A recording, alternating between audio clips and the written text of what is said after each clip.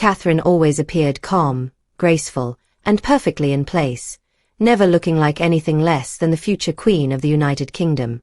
Over the years, both she and Prince William had grown steadily into their roles as modern senior royals, adapting with poise and responsibility. On this particular night, what started as a formal banquet filled with tradition and grandeur soon shifted when Catherine made a simple but powerful gesture that changed the course of the evening. The great hall of Buckingham Palace glowed with chandeliers, casting light over long tables covered in fine gold plates, sparkling glasses, and silver cutlery that gleamed like mirrors. It was a setting fit for royalty, the kind of scene that had played out for generations whenever Britain welcomed foreign leaders. Yet beneath the polished surface, the atmosphere carried a fragile edge. The guest of honor was Sheikh Tamim bin Hamad Al Thani, the Emir of Qatar. At 45, he had already led his nation for over a decade and was known as a calm yet firm leader, someone who demanded respect and never shied away from speaking directly. Just days earlier, he had made headlines with a strong speech at the United Nations, condemning violence in Gaza. That seriousness seemed to follow him into the hall. For King Charles, this banquet was about far more than food or speeches. Britain and Qatar were deeply tied through trade, investments, and energy. Qatar's wealth fund owned iconic parts of London, from luxury shops to towering offices. Keeping relations warm was essential, and ensuring the Emir felt respected was critical to maintaining trust between the two nations. Princess Catherine entered with quiet elegance. She wore a long ivory gown paired with a diamond tiara once belonging to the late Queen, a reminder of her place in the royal line. Her appearance held even deeper meaning because she had only recently returned to royal duties after completing her cancer treatment. For many, her presence symbolized strength, hope, and resilience. At first, the evening unfolded smoothly with polite conversation, clinking glasses, and soft music filling the background. But as the seating arrangements became clear, a problem emerged. The Emir had not been placed directly beside the king, but instead further down the table among ministers and senior officials. To most, it might have seemed like a small detail, but in the world of diplomacy, placement at the table carried great meaning. The Emir's expression tightened, his posture grew rigid, and his aides leaned in close, whispering with clear unease. Tension spread, barely noticeable at first, but unmistakable to those paying attention. Catherine noticed immediately. She had always been praised for her intuition, whether spotting shy children during school visits or offering comfort to anxious parents during hospital tours. Tonight, she saw the Emir's discomfort and understood how easily a diplomatic evening could sour if left unaddressed. She waited patiently, choosing the right moment. When the first toast was raised and glasses lifted, Catherine turned toward the Emir. She offered him a genuine warm smile, not the polite practiced one often used in photographs, but a look that carried kindness and respect. Then, with a graceful tilt of her head, she raised her glass directly to him. The Emir paused, meeting her eyes. For a brief moment, the tension held. Then, he nodded, lifted his glass in return, and the stiffness in his expression softened. Those around him noticed instantly, and his aides eased back in their seats. Throughout the meal, Catherine continued to engage him thoughtfully.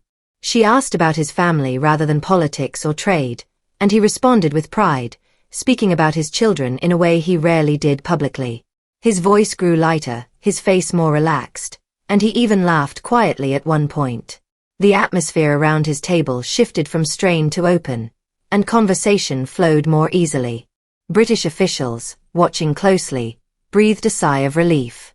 Without scripts or formal titles, Catherine had diffused what could have become an awkward, even damaging, evening.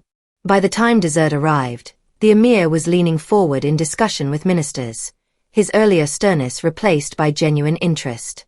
Yet Catherine knew her work was not finished. A single smile or toast could calm a moment, but lasting respect required more. When speeches began, King Charles spoke warmly of Britain and Qatar's partnership, highlighting shared projects in education, energy, and healthcare. The Emir then rose to speak. His words carried weight. He thanked the king for his hospitality, but soon shifted to global politics, calling for fairness, peace in Gaza, and justice for families caught in conflict. His tone was firm, his message serious, and the golden hall grew heavy with silence. Some guests shifted uneasily, unsure how to respond to such gravity at a state banquet. Catherine, however, kept her eyes on him, nodding gently, signaling that she was listening and respecting his words.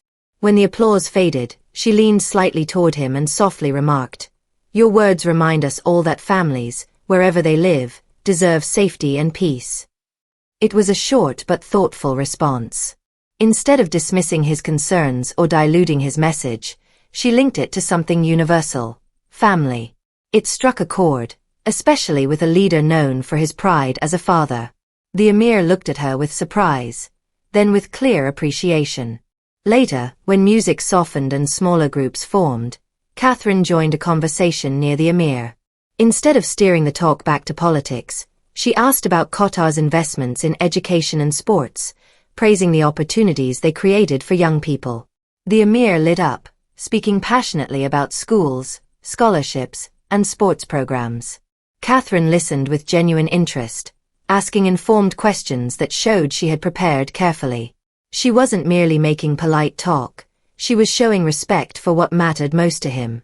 Those nearby could see how naturally the two connected. Catherine's warmth, combined with her preparation, transformed the evening. The Emir, who had arrived tense and unsatisfied, now spoke with admiration for the British royal family, praising Catherine's grace and thoughtfulness. Officials who had feared a diplomatic misstep were visibly relieved. They whispered that the princess had done what seasoned diplomats sometimes fail to do: win respect through human connection, not formality. As the banquet continued with more music and toasts, the atmosphere had completely shifted. The night had begun with tension, but now it carried ease and warmth. And while the official speeches and carefully planned gestures had their place, everyone present knew the real success of the evening belonged to Catherine. With a few thoughtful words, kind gestures, and genuine interest, she had turned potential discord into harmony, leaving the Emir, and the entire room, deeply impressed. Catherine had a gift for finding the right words at the right time, and throughout the evening she used it with quiet precision. At one point, she spoke about the Emir's recent visit to Oxford, where he had met Qatari students studying science and medicine.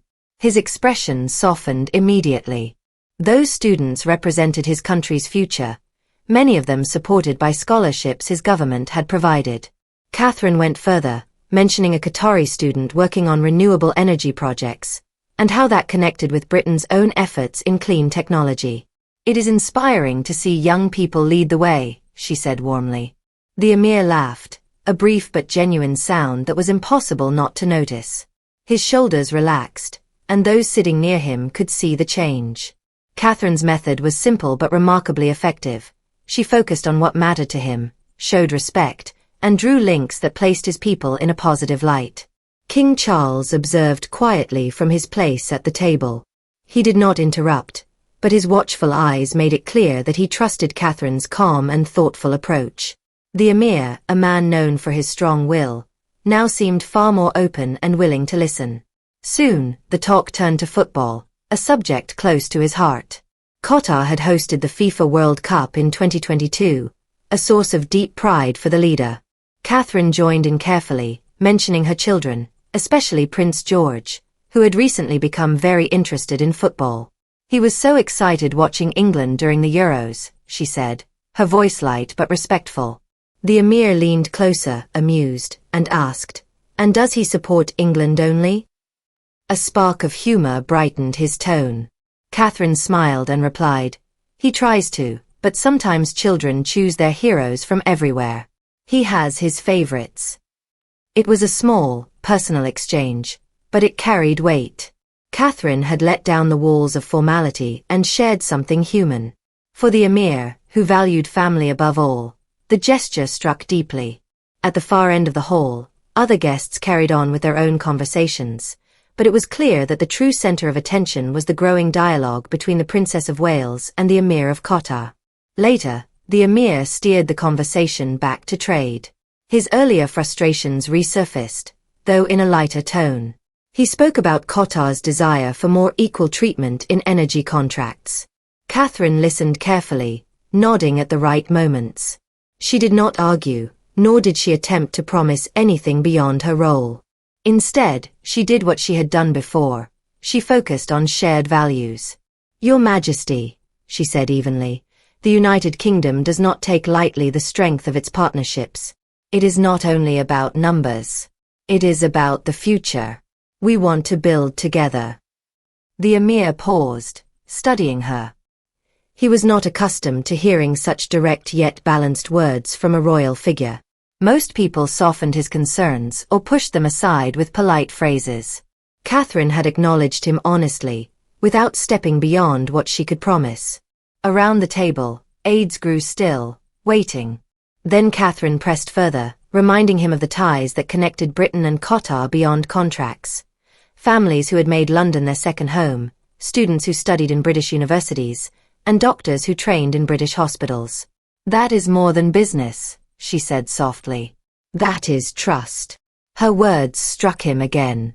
The sternness in his expression faded, and he leaned forward, his voice gentler. You speak with honesty, Princess. That is rare. The tension that had threatened to rise once more dissolved completely. The guests around the table, sensing the shift, relaxed with relief. Catherine had not dodged the hard truth, but she had faced it directly and respectfully, which was precisely what the Emir valued. From there, the conversation lightened again. Catherine asked about Qatar's cultural projects, its growing museums, its push to become a hub for global art. The Emir brightened instantly, speaking with energy about his vision for Doha's place in the cultural world. Catherine responded with genuine curiosity, mentioning her visits to art galleries with her children and linking his ambitions to her personal experiences. The Emir chuckled, clearly pleased. You remind me that leaders are also parents, he said. Perhaps that is what the world forgets sometimes. By now, the earlier stiffness of the evening was gone. Where once the Emir had seemed demanding and restless, now he was engaged, laughing, and openly praising the royal family. His aides exchanged surprised glances. They knew his reputation for firmness and pride, but tonight he was visibly at ease. As the night drew on, the formal speeches began. King Charles gave his address, speaking warmly of the friendship between Britain and Qatar, his words careful and diplomatic. When it was the Emir's turn, the room held its breath. Everyone remembered the unease at the start of the night, the tension that had threatened to overshadow the evening. But the Emir's tone had changed.